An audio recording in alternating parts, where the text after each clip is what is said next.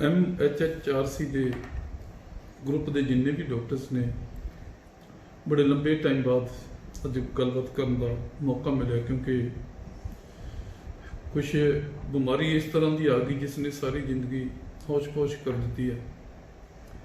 तो पहला तो ये वेट सी, पहला ये उम्मीद सी कि शायद थोड़ा जल्दी हालात ठीक हो जाएंगे, पर हुण इस तरह लगता है कि बहुत लंबा टाइम ये चलने वाला मसला। सो एक तरीका फिर यही, क्योंकि जब भी जिंदगी के विच कुछ बदलाव आते हैं तो उस तरह दे फिर तरीके भी बदल जाते हैं जिंदगी में जिउण दे। तो सियाणत भी इसे च ही होंदी है। मरीजों भी असीं यही कहने कि जो ठीक होना तो अपना तरीका इसके अकॉर्डिंग कर लो। तो बड़ी देर बाद आपां गलबात हो रही है। उम्मीद है कि जे ये गलबात फॉलोअप अच्छा मिलता, इनपुट्स चंगे मिलते हैं, तो आप इस गलबात को होर बहुत वधिया तरीके नाल कर सकांगे। तुहानूं सारिआं नूं याद होना है कि चंगी तरह के एक मैं केस दिखाया सी तुहानूं, फेशियल एक्ने दा एक्जिमा टाइप कुछ eruptions, इन्फेक्टेड eruptions ਉਹਦੇ चेहरे ते होई सी मुंडे दे। तो उस तो बाद मैं तुहानूं ठीक हुई फोटो भी दिखाई सी। थोड़ा रिमाइंड करोगे तो सारिਆਂ ਨੂੰ याद आ जाएगा वो केस। तो नाल ही मैं तुहानूं कहा सी कि इस बीमारी के एक दो केस होर चलते हैं मेरे कोले। तो जदों केस ठीक हो जाएंगे तो उस दवाई नूं डिस्कस करांगे। मैडिसन रूटीन यूज के विच बेशक नहीं आती, पर सारे ही अपने ग्रुप के मैच्योर प्रैक्टिशनर ने कुछ घट यूज होने वाली दवाइयां भी सानू बिल्कुल प्रैक्टिस दे विच सानू पता होना चाहिए कि कित्थे असीं यूज कर सकते हैं। ये दवाई मेरी प्रैक्टिस दे विच वरतों का भी एक कारण सी कि जब मैं फाइनल ईयर सी तो उस टाइम दो साडे क्लासमेट्स नूं ऐसियां मतलब इन्ना जबरदस्त इन्फैक्शन होया सी। तो उत्थे साडे प्रोफैसर डॉक्टर आर प्रसाद ने इस दवाई के नालों दो केस ठीक किए सन। वो नक्शा मेरे दिमाग के विच सी। एक केस भी जो पिंपल्स वाला आया सी, एक्ने वाला आया सी, तो उस तो पहला भी लेकिन कुछ केस सन जिन्हां दे विच दवाई मैं कोशिश कर रहा सा। तो हुण इसकी एक डायरैक्ट पिक्चर जिन्नी क समझ आई है उन्नी क मैं तुहानूं अज आपां इस केस दे विच एक केस डिस्कस करांगे, जिहदे विच आपां कोशिश करांगे उस मैडिसन दी वरतों कित्थे हो सकती है और किवें उहनूं उहदी मैंटल पिक्चर किस तरह की बनती है। बहुत सारिया चीज़ां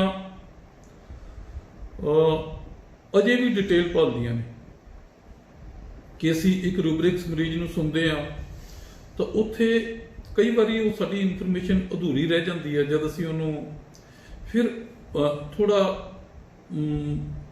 कुरेदना शुरू करते हैं, वो उसनूं डिटेल दे विच समझना, डीपली समझना शुरू करते हैं, तो फिर वो गल्लां सानूं बहुत सारियां लगता है कि अपनी गलतियां का एहसास हुंदा।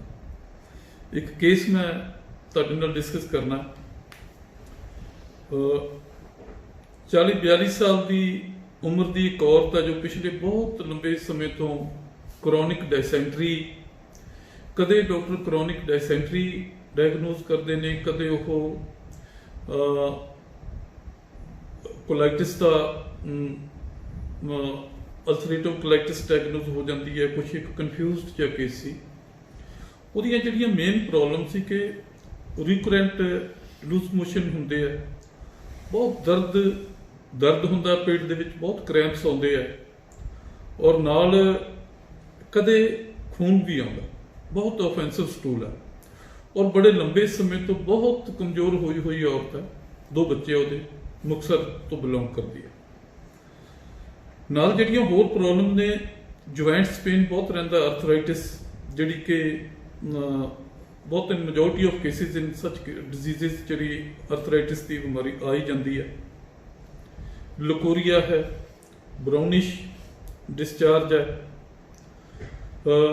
कुराइसा रहिंदा है, राइनाइटिस है, क्रॉनिक राइनाइटिस है, छिक्कां लग जांदियां।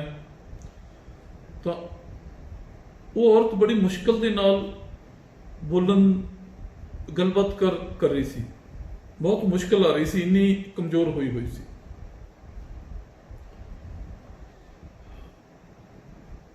ਜਿਹੜਾ ਟੋਟਲ ਫੋਕਸ ਜਦੋਂ ਗੱਲਬਾਤ ਹੋਈ ਤਾਂ ਉਹ ਕਹਿੰਦੀ ਹੈ ਕਿ ਮੈਨੂੰ ਹਰ ਵੇਲੇ ਮੇਰਾ ਧਿਆਨ ਮੇਰੀ ਬਿਮਾਰੀ ਦੇ ਵਿੱਚ ਹੀ ਲੱਗਿਆ ਰਹਿੰਦਾ ਹੈ ਕਿ ਮੇਰੀ ਸਿਹਤ ਦਾ ਇਹ ਹੋ ਕੀ ਗਿਆ ਮੇਰੇ ਨਾਲ।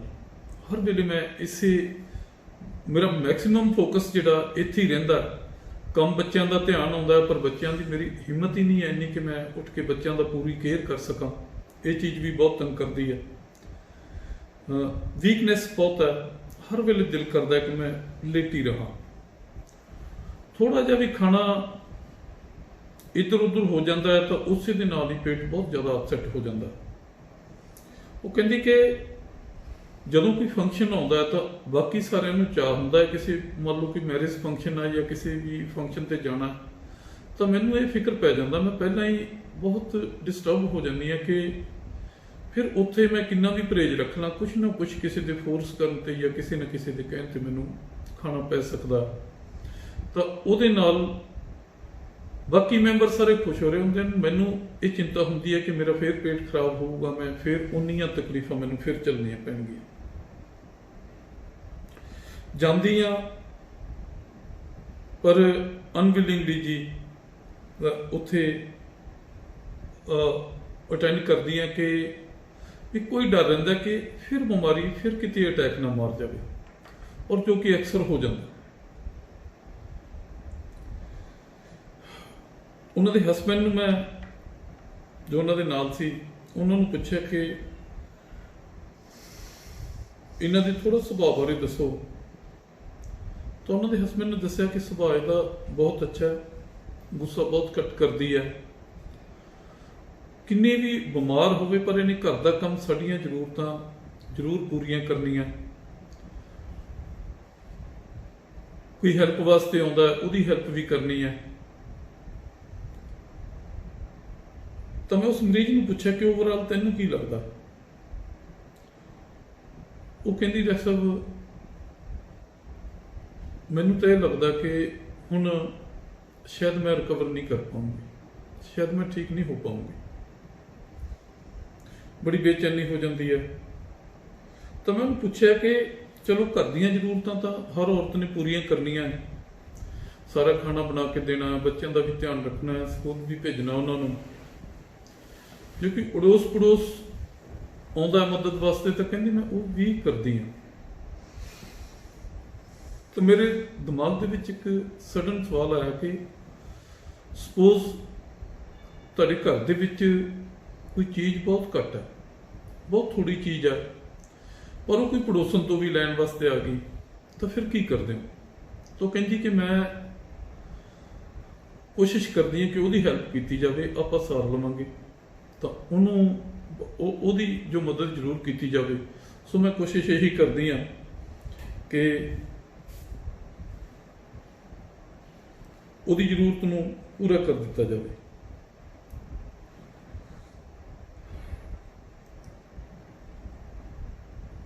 ਫਿਰ ਮੈਂ ਉਹਨੂੰ ਪੁੱਛਿਆ ਕਿ ਸ਼ੁਰੂ ਤੋਂ ਸਕੂਲ ਟਾਈਮ ਤੋਂ ਥੋੜਾ ਜਿਹਾ ਮੈਨੂੰ ਦੱਸੋ, ਸਕੂਲ ਕਾਲਜ ਟਾਈਮ ਤੋਂ ਦੱਸੋ ਕਿ ਕਿਸ ਤਰ੍ਹਾਂ ਦੀਆਂ ਤੁਹਾਡੀਆਂ ਆਦਤਾਂ ਸੀ। ਤਾਂ ਸਕੂਲ ਦੇ ਵਿੱਚ ਵੀ ਉਹ ਕਹਿੰਦੀ ਮੇਰੀ ਇਸੇ ਤਰ੍ਹਾਂ ਇਮੇਜ ਸੀ ਕਿ ਮੈਂ ਕਦੇ ਵੀ ਡਿਸਓਬੇ ਨਹੀਂ ਕਰਦੀ ਸੀ। I was known as very obedient student.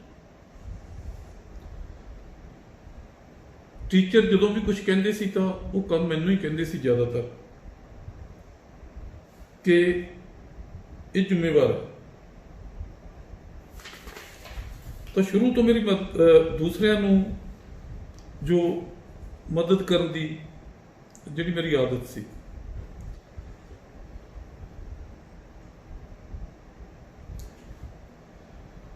Case ਦਿੰਦੇ ਇੱਕ ਦੋ ਵਾਰ ਰੋਈ ਵੀ। ਤਾਂ ਮੈਂ ਹਸਬੈਂਡ ਨੂੰ ਪੁੱਛਿਆ ਕਿ ਜੋ ਸਵਾਲ ਅਸੀਂ ਅਕਸਰ ਕਰਦੇ ਹਾਂ ਕਿ ਜੇ ਕਦੇ ਰੋਣ ਆਉਂਦਾ ਤਾਂ ਉਸ ਟਾਈਮ ਇਹਦੀ ਇੱਛਾ ਕੀ ਹੁੰਦੀ ਹੈ ਕਿ ਚੁੱਪ ਕਰਾਵੇ। ਕਹਿੰਦੇ ਨਹੀਂ, ਇਹ ਕਹਿੰਦੀ ਹੈ ਕਿ ਮੈਨੂੰ ਬੁਲਾਓ ਨਾ, ਜੇ ਚੁੱਪ ਕਰਾਉਣ ਦੀ ਕੋਸ਼ਿਸ਼ ਕਰਦੇ ਹਾਂ ਤਾਂ ਹੋਰ ਜ਼ਿਆਦਾ ਰੋਂਦੀ ਹੈ। ਇਹ ਕੇਸ ਸੀ। ਤਾਂ ਮੈਂ ਉਸ ਨੂੰ ਫਿਰ ਦੁਬਾਰਾ ਉਹਨਾਂ ਚੀਜ਼ਾਂ ਨੂੰ ਜੋ ਇੱਕ ਸਮਰੀ ਸੀ ਕੇਸ ਦੀ, ਇਹ ਕੇਸ ਮੈਂ ਖੁਦ ਹੀ ਲਿਆ ਸੀ, ਕਰੀਬ 3-4 ਸਾਲ ਪੁਰਾਣਾ ਕੇਸ ਹੈ। ਤਾਂ ਸ਼ੁਰੂ ਦੇ ਸੋਚ ਕੇ ਦੇਖੋ ਕਿ ਜੋ ਦਵਾਈਆਂ ਤੁਹਾਡੇ ਦਿਮਾਗ ਦੇ ਵਿੱਚ ਆਉਂਦੀਆਂ ਨੇ ਕਰੀਬ ਉਹੀ ਕਾਮਨ ਦਵਾਈਆਂ, ਕਦੇ ਇੱਕ ਦੋ ਵਾਰ ਮੈਡੀਸਨ ਜਿਹੜੀ ਮਰਕੋਰ ਵਗੈਰਾ ਵੀ, ਜਿਸ ਤਰ੍ਹਾਂ ਇੱਕ ਕਾਮਨ ਡਾਇਸੈਂਟਰੀ ਵਾਸਤੇ ਹੈ, ਬੈਡ ਡਿਜ਼ਾਇਰ ਹੈ ਜਾਂ ਡਿਸਪੇਅਰ ਰਿਕਵਰੀ ਹੈ, ਇਹ ਸਾਰੀਆਂ ਦਵਾਈਆਂ ਲਗਾ ਕੇ ਤੇ ਲੇਕਿਨ ਥੋੜਾ ਮੋਟਾ ਰਿਜ਼ਲਟ ਕਿਤੇ ਕਿਸੇ ਦਵਾਈ ਨਾਲ ਪਾਰਸ਼ੀਅਲ ਰਿਜ਼ਲਟ ਸਾਰੇ ਮਿਲੇ। ਤਾਂ ਫਿਰ ਸੋਚਿਆ ਕਿ ਇਹਨੂੰ ਹੋਰ ਕੋਸ਼ਿਸ਼ ਕਰੀਏ ਆਪਾਂ। ਤਾਂ ਫਿਰ ਜਿਹੜੀਆਂ ਮੈਂ ਉਹਨੂੰ ਫਿਰ ਸਵਾਲ ਕੀਤੇ ਕਿ ਓਵਰਆਲ ਤੁਹਾਨੂੰ ਲੱਗਦਾ ਕੀ ਆਪਦੀ ਬਿਮਾਰੀ ਨੂੰ ਲੈ ਕੇ, ਆਪਦੀ ਜ਼ਿੰਦਗੀ ਨੂੰ ਲੈ ਕੇ। ਤਾਂ ਉਹਨੇ ਫਿਰ ਉਹੀ ਗੱਲਾਂ ਕਿ ਮੈਨੂੰ ਲੱਗਦਾ ਮੈਂ ਠੀਕ ਨਹੀਂ ਹੋਣਾ। ਮੈਂ ਠੀਕ ਨਹੀਂ ਹੋਣਾ ਤਾਂ ਫਿਰ ਕਿਸ ਉਮੀਦ ਦੇ ਵਿੱਚ ਦਵਾਈ ਖਾਈ ਜਾਂਦੇ। ਕਹਿੰਦੇ ਡਾਕਟਰ ਸਾਹਿਬ ਠੀਕ ਹੋਵੇ ਜਾਂ ਨਾ ਹੋਵੇ, ਘੱਟੋ ਘੱਟ ਮੈਂ ਕੰਮ ਕਰਨ ਜੋਗੀ ਤਾਂ ਰਹਾਂ। ਕਿ ਠੀਕ ਹੋਣਾ ਤਾਂ ਬਹੁਤ ਮੁਸ਼ਕਿਲ ਆ ਹੁਣ, ਤਾਂ ਹਰ ਵੇਲੇ ਧਿਆਨ ਕਿੱਥੇ ਰਹਿੰਦਾ। ਤਾਂ ਫਿਰ ਉਹੀ ਕਿ ਹਰ ਵੇਲੇ ਮੈਨੂੰ ਆਪਦੀ ਹਾਲਤ ਤੇ ਬਿਲਕੁਲ ਮੈਂ ਬੇਆਸ ਹੋ ਚੁੱਕੀ ਹਾਂ। ਮਤਲਬ ਆਹੀ ਸ਼ਬਦ ਸੀ ਉਹਦੇ ਕਿ ਮੈਂ ਆਪਣੀ ਸਿਹਤ ਨੂੰ ਲੈ ਕੇ, ਆਪਣੀ ਹੈਲਥ ਨੂੰ ਲੈ ਕੇ ਬਿਲਕੁਲ ਬੇਆਸ ਹੋ ਚੁੱਕੀ ਹਾਂ। ਤਾਂ ਫਿਰ ਉਹੀ ਰੋਣਾ, ਫਿਰ ਉਹੀ ਡਿਸਪੇਅਰ ਰਿਕਵਰੀ। ਤਾਂ ਓਵਰਆਲ ਜਿਹੜਾ ਟੋਟਲ ਫੋਕਸ ਉਹਦਾ ਆਪਣੀ ਬਿਮਾਰੀ ਤੇ, ਬਸ ਇਹ ਕੇਸ ਸੀ। ਫਿਰ ਜਦ ਇਸ ਨੂੰ ਦੇਖਿਆ, ਜਦ ਇਸ ਨੂੰ ਸਾਰੇ ਦੁਬਾਰਾ ਕੇਸ ਨੂੰ ਰੀ-ਰਿਪੋਰਟਰਾਈਜ਼ ਕੀਤਾ ਤਾਂ ਮੈਡੀਸਨ ਕੁਝ ਇਸ ਤਰ੍ਹਾਂ ਦੀ ਮੈਡੀਸਨ ਸਾਹਮਣੇ ਆਈ। ਜਦੋਂ ਉਹਨੂੰ ਡਿਟੇਲ ਦੇ ਵਿੱਚ ਪੜ੍ਹਿਆ ਤਾਂ 2-3 ਚੀਜ਼ਾਂ ਜਿਹੜੀਆਂ ਇਹਦੇ ਵਿੱਚ ਕੰਸੀਡਰ ਕਰਨ ਵਾਲੀਆਂ ਸਨ। ਮੈਂ ਤੁਹਾਨੂੰ ਬਾਰ-ਬਾਰ ਅਕਸਰ ਕਹਿੰਦਾ ਹੁੰਦਾ ਕਿ ਮਟੀਰੀਆ ਮੈਡੀਕਾ ਦੀ ਨੌਲੇਜ ਬਹੁਤ ਜ਼ਰੂਰੀ ਹੈ, ਪਰ ਉਹਦੇ ਨਾਲ ਮਰੀਜ਼ ਕਹਿੰਦਾ ਕੀ ਹੈ, ਉਹਦੇ ਸ਼ਬਦ ਕਿੱਥੋਂ ਆ ਰਹੇ ਆ, ਤਾਂ ਜਾਂ ਉਹਦੀ ਅੰਦਰੋਂ ਸਟੇਟ ਕੀ ਹੈ, ਮੈਂਟਲ ਸਟੇਟ ਕੀ ਹੈ, ਮਤਲਬ ਉਹ ਜੋ ਕਹਿ ਰਿਹਾ ਉਹਦੀ ਭਾਵਨਾ ਕੀ ਹੈ, ਇਹ ਬਹੁਤ ਜ਼ਿਆਦਾ ਇੰਪੋਰਟੈਂਟ ਹੈ। ਇਹ ਬਹੁਤ ਜ਼ਿਆਦਾ। ਤਾਂ ਉਹੀ 2-3 ਚੀਜ਼ਾਂ ਨੂੰ ਫਿਰ ਕੰਸੀਡਰ ਕੀਤਾ ਕਿ ਹਰ ਵੇਲੇ ਧਿਆਨ ਮੇਰਾ ਆਪਣੀ ਸਿਹਤ ਤੇ ਹੀ ਲੱਗਿਆ ਰਹਿੰਦਾ। ਦੂਸਰਾ, ਮੈਂ ਠੀਕ ਨਹੀਂ ਹੋਣਾ। ਤੀਸਰਾ, ਇਹਨਾਂ ਹਾਲਾਤਾਂ ਦੇ ਵਿੱਚ ਵੀ ਪਰਿਵਾਰ ਦੀ ਮਦਦ ਕਰਨੀ, ਸਾਰਿਆਂ ਦੀ ਮਦਦ ਕਰਨੀ, ਕਿਸੇ ਨੂੰ ਜਵਾਬ ਨਹੀਂ ਦੇਣਾ। ਬਸ ਨਹੀਂ ਤਾਂ ਇਸ ਹਾਲਤ ਦੇ ਵਿੱਚ ਤਾਂ ਆਪਣਾ ਸੰਭਾਲਣਾ ਵੀ ਬੜਾ ਮੁਸ਼ਕਿਲ ਹੋ ਜਾਂਦਾ। ਇੰਨੇ ਲੰਬੇ ਸਮੇਂ ਤੋਂ ਜਿਹੜੀ ਉਹ ਸਫ਼ਰ ਕਰ ਰਹੀ ਸੀ। ਤਾਂ ਕੁਛ ਰਿਬਰਿਕਸ ਜਿਹੜੇ ਸ਼ੁਰੂ ਤੋਂ ਜਿਹੜੇ ਮਤਲਬ ਲਗਾਏ ਹੋਏ ਸਨ, ਉਹਨਾਂ ਦੇ ਵਿੱਚ ਜਦ 1-2 ਰਿਬਰਿਕਸ ਨੂੰ ਹੋਰ ਡੀਪਲੀ ਕੰਸੀਡਰ ਕੀਤਾ ਤਾਂ ਫਿਰ ਕੁਝ ਚੀਜ਼ਾਂ ਬਿਲਕੁਲ ਇੱਕ ਡਿਫਰੈਂਟ ਕੰਡੀਸ਼ਨ ਉੱਭਰ ਕੇ ਸਾਹਮਣੇ ਆਈ।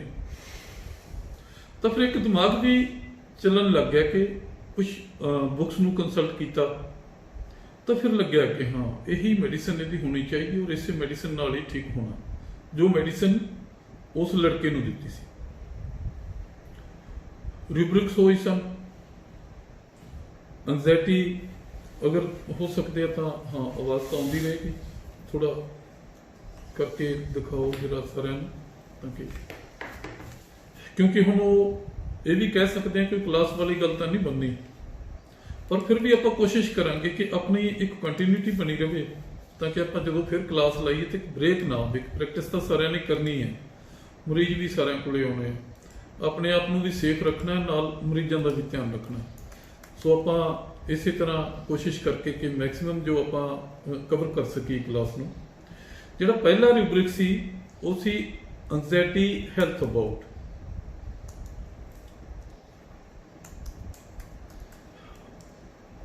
ਦੂਸਰਾ ਜਿਹੜਾ ਰਿਬਰਿਕ ਸੀ, ਉਹ ਇੱਕ ਗੱਲ ਉਸਨੇ ਕਹੀ ਕਿ ਜਦੋਂ ਹੀ ਮੈਂ ਕਿਸੇ ਫੰਕਸ਼ਨ ਤੇ ਜਾਣਾ ਹੁੰਦਾ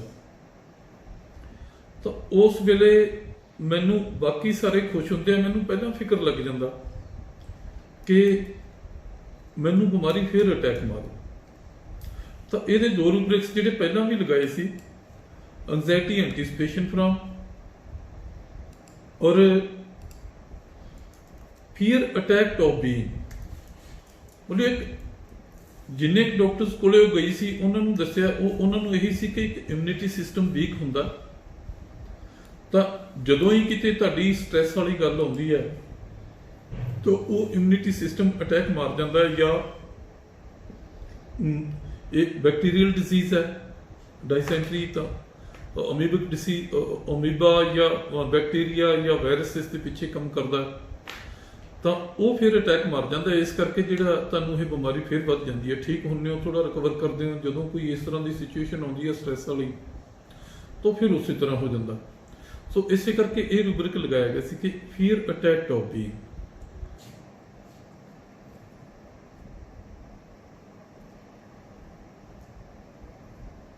ਉਸ ਤੋਂ ਬਾਅਦ ਜਿਹੜਾ ਇਹਦੇ ਤੇ ਕੰਮ ਕੀਤਾ ਕਿ ਜੋ ਡਿਸਪੇਅਰ ਰਿਕਵਰੀ ਐਂਡ ਮੈਨੂੰ ਆਪਣੀ ਹਾਲਤ ਤੇ ਹਰ ਵੇਲੇ ਜਿਹੜਾ ਫੋਕਸ ਰਹਿੰਦਾ ਕਿ ਮੇਰੀ ਹਾਲਤ, ਮੈਨੂੰ ਲੱਗਦਾ ਨਹੀਂ ਕਿ ਮੈਂ ਇਹਦੇ ਚੋਂ ਨਿਕਲ ਪਾਉਂਗੀ। ਮੇਰੀ ਜੋ ਕੰਡੀਸ਼ਨ ਹੈ ਓਵਰਆਲ, ਮੈਨੂੰ ਲੱਗਦਾ ਨਹੀਂ ਕਿ ਮੈਂ ਇਹਦੇ ਚੋਂ ਨਿਕਲ ਪਾਉਂਗੀ।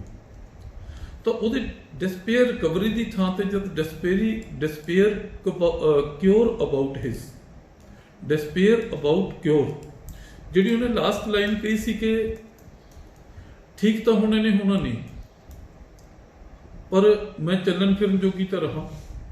ਕਿਉਂ ਇੱਕ ਆਪਣੀ ਕੰਡੀਸ਼ਨ ਤੇ ਉਹਦੀ ਰਿਕਵਰੀ ਤੋਂ ਜਿਹੜਾ ਜੇ ਕਿਉਰ ਨਹੀਂ ਹੋ ਸਕਦੀ, ਚਲੋ ਟੈਂਪਰੇਰੀਲੀ ਰਿਲੀਫ ਹੀ ਮਿਲ ਜੇ, ਜੇ ਕਿਉਰ ਨਹੀਂ ਹੋ ਸਕਦੀ ਤਾਂ ਟੈਂਪਰੇਰੀਲੀ ਰਿਲੀਫ ਹੀ ਮਿਲ ਜੇ। ਤਾਂ ਇੱਕ ਜੋ ਸੀ ਕਿ ਡਿਸਪੇਅਰ ਕੰਡੀਸ਼ਨ ਆਫ ਹਿਸ, ਉਹ ਆਪਣੀ ਓਵਰਆਲ ਕੰਡੀਸ਼ਨ ਤੋਂ, ਉਹ ਕਦੀ ਰਿਕਵਰੀ ਤੋਂ ਨਹੀਂ, ਓਵਰਆਲ ਕੰਡੀਸ਼ਨ ਤੋਂ ਡਿਸਪੇਅਰ ਹੋਈ ਹੈ ਕਿ ਇਹਨਾਂ ਹਾਲਾਤਾਂ ਦੇ ਵਿੱਚੋਂ ਨਿਕਲਣਾ ਹੁਣ ਜਿਹੜਾ ਬਹੁਤ ਮੁਸ਼ਕਲ ਹੈ।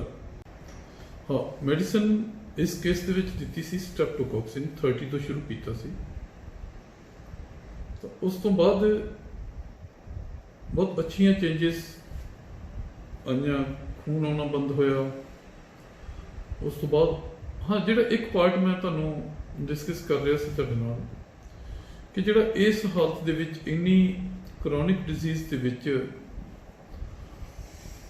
ਦੂਸਰਿਆਂ ਦੀ ਹੈਲਪ ਕਰਨਾ, ਜਿਹੜਾ ਖਾਸ ਕਰਕੇ ਜਿਹੜੀ ਗੱਲ ਉਹਨੇ ਕਹੀ ਕਿ ਮੈਂ ਆਪਣੀ ਜ਼ਰੂਰਤ ਨੂੰ ਪਾਸੇ ਰੱਖ ਕੇ ਦੂਸਰਿਆਂ ਦੀ ਜ਼ਰੂਰਤ ਪਾਸੇ ਕਰ ਦਿੰਦੀ ਹੈ, ਉਹ ਇੱਕ ਨਵੀਂ ਸਿਚੁਏਸ਼ਨ ਸੀ। ਪਹਿਲਾਂ ਬਨੇਵੋਲੈਂਸ ਦੇ ਵਿੱਚ ਲਾਉਂਦੇ ਸੀ, ਅਕਸਰ ਬਨੇਵੋਲੈਂਸ ਲਾ ਲੈਂਦੇ ਸੀ ਕਿ ਦੂਸਰਿਆਂ ਦੀ ਬਹੁਤ ਹੈਲਪ ਕਰਦਾ, ਪਰ ਇਹ ਕੀ ਕਰਦਾ ਕਿ ਇਹ ਆਪਣਾ ਹੱਕ ਕੱਟ ਕੇ, ਆਪਣੀ ਜ਼ਰੂਰਤ ਕੱਟ ਕੇ ਦੂਸਰਿਆਂ ਦੀ ਹੈਲਪ ਕਰਦਾ ਔਰ ਵਿਲਿੰਗਲੀ ਕਰਦਾ। ਤਾਂ ਇੱਕ ਰੂਬਰਿਕ ਜੋ ਸਬਮਿਸਿਵਨੈਸ, ਸਬਮਿਸਿਵ ਜਾਂ ਸਰਵਾਈਵ ਐਂਡ ਸਬਮਿਸਿਵ ਦਾ ਮਤਲਬ ਇਹੀ ਹੈ ਕਿ ਇੱਕ ਜੇ ਆਪਾਂ ਸਬਮਿਸਿਵ ਨੂੰ ਥੋੜਾ ਜਿਹਾ ਡਿਟੇਲ ਦੇ ਵਿੱਚ ਕਰੀਏ ਤਾਂ ਉਹ ਚੁੱਪਚਾਪ ਇੱਕ ਚੀਅਰਫੁਲੀ ਦੂਸਰਿਆਂ ਦੀਆਂ ਜ਼ਰੂਰਤਾਂ ਪੂਰੀਆਂ ਕਰਦਾ, ਇੱਕ ਓਬੀਡੈਂਸੀ ਹੈ ਕਿ ਬਹੁਤ ਅੱਛਾ, ਜਿਸ ਤਰ੍ਹਾਂ ਆਪਾਂ ਨੂੰ ਪੜ੍ਹਾਉਂਦੇ ਕਿ ਗੁੱਡ ਗਰਲ ਸਾਈਲੀਸ਼ੀਆ ਦੇ ਵਿੱਚ, ਤਾਂ ਉਹ ਸਬਮਿਸਿਵ ਦੇ ਵਿੱਚ ਜੇ ਲਾਈਏ ਤਾਂ ਉਹਦੇ ਵਿੱਚ ਸਾਈਲੀਸ਼ੀਆ ਵੀ ਆਈ ਥਿੰਕ ਹੋਣੀ ਚਾਹੀਦੀ ਹੈ। ਤਾਂ ਸਟ੍ਰੈਪਟੋਕੋਕਸਿਨ ਜਿਹੜੀ ਇਸ ਦੀ ਮੈਡੀਸਨ ਸੀ, ਸਟ੍ਰੈਪਟੋਕੋਕਸਿਨ ਦਿੱਤੀ ਤਾਂ ਉਹਦੇ ਨਾਲ ਇਹ ਕੇਸ ਜਿਹੜਾ ਸਾਰਾ ਇੰਪਰੂਵ ਹੋਇਆ, ਬਹੁਤ ਅੱਛਾ। ਜੋ ਹੁਣ ਆਪਾਂ ਸਟ੍ਰੈਪਟੋਕੋਕਸਿਨ ਦੇ ਦੂਜੇ ਫੇਜ਼ ਨੂੰ ਦੇਖੀਏ, ਬਾਕੀ ਦੇ ਰੂਬਰਿਕਸ 'ਚ ਨਿਗਾਹ ਮਾਰ ਗਈ ਤਾਂ ਉਹਦੇ 'ਚ despair condition over her, despair cure about, fear attacked being, ਜਿੱਥੇ ਕਿ ਜਦੋਂ ਇੱਕ ਫੀਅਰ ਅਟੈਕ ਦੇ ਅਕਸਰ ਮੈਂ ਵੀ ਐਵੇਂ ਹੀ ਕਰਦਾ, ਕੁਝ ਦਵਾਈਆਂ ਦਿਮਾਗ ਦੇ ਵਿੱਚ ਹੁੰਦੀਆਂ ਕਿ ਹਾਇਓਸ ਦੇ ਦਿਓ, ਸਟੋਮੋਨੀਅਮ ਦੇ ਦਿਓ, ਜਾਂ ਇਹ ਚੀਜ਼ਾਂ, ਇਹ ਦਵਾਈਆਂ ਕਈ ਵਾਰੀ ਬਿਲਕੁਲ ਪਾਸੇ ਹੀ ਰਹਿ ਜਾਂਦੀਆਂ। ਤਾਂ ਸਿਰਫ ਕੇਸ ਨੂੰ ਬਦਲਿਆ, ਜਿੱਥੇ ਡਿਸਪੇਅਰ ਰਿਕਵਰੀ ਲਾ ਰਹੇ ਸਾਂ ਤਾਂ ਉੱਥੇ ਹੋਰ ਦਵਾਈਆਂ ਆ ਰਹੀਆਂ ਸਨ, ਜਿੱਥੇ ਬਰੂਡਿੰਗ ਓਵਰ ਵਨਸ ਕੰਡੀਸ਼ਨ ਲਾ ਰਹੇ ਸਾਂ ਤਾਂ ਉੱਥੇ ਦਵਾਈਆਂ ਹੋਰ ਆ ਰਹੀਆਂ ਸਨ। ਤਾਂ ਉਹ ਕਹਿ ਕੀ ਰਹੀ ਹੈ ਕਿ ਹੁਣ ਇਸ ਹਾਲਤ ਦੇ ਵਿੱਚੋਂ ਨਿਕਲਣਾ ਮੇਰਾ ਮੁਸ਼ਕਲ ਹੈ। ਇਹਨਾਂ ਦੋਨਾਂ ਚੀਜ਼ਾਂ ਨੂੰ ਸਾਨੂੰ ਡਿਫਰੈਂਸ਼ੀਏਟ ਕਰਨਾ ਪਊਗਾ ਕਿ despair condition of his and brooding over her condition and despair recovery ਦਾ ਮਤਲਬ ਕਿ ਇੱਕ ਸਾਡੀ ਇਲ ਸਟੇਟ ਹੈ ਉਹਦੇ ਚੋਂ ਨਿਕਲਣਾ। ਕੰਡੀਸ਼ਨ ਦਾ ਇੱਕ ਓਵਰਆਲ ਜਿਹੜੀ ਇੱਕ ਸਾਡੀ ਸੋਸ਼ਲ ਕੰਡੀਸ਼ਨ ਵੀ ਬਣ ਗਈ ਜਾਂ ਸਾਡੀ ਬੱਚਿਆਂ ਦੀ ਫੈਮਿਲੀ ਕੰਡੀਸ਼ਨ ਵੀ ਬਣ ਗਈ ਜਾਂ ਸਾਡੀ ਵੀ ਜਿਹੜੀਆਂ ਸਾਡੇ ਨਾਲ ਸਾਰੀਆਂ ਚੀਜ਼ਾਂ ਜੁੜੀਆਂ। ਫੀਅਰ ਕੈਂਸਰ ਦੇ ਵਿੱਚ ਪਈ ਹੈ। Gesture makes stamping of feet. ਆਪਾਂ ਨੂੰ ਆਮ ਕੇਸ ਮਿਲ ਜਾਂਦੇ ਕਿ ਥੱਲੇ ਆਮ ਪੰਜਾਬੀ ਦੇ ਵਿੱਚ ਕਹਿ ਦਿੰਦੇ ਕਿ ਸਾਰਾ ਦਿਨ ਬੈਠਾ ਜਦੋਂ ਬੈਠੂਗਾ ਪੌੜ ਹੀ ਮਾਰੀ ਜਾਊਗਾ ਘੋੜੇ ਨੂੰ, ਤਾਂ ਉਹ ਕੰਡੀਸ਼ਨ ਜਿਹੜੀ ਇਹਦੇ ਵਿੱਚ ਆਉਂਦੀ ਹੈ।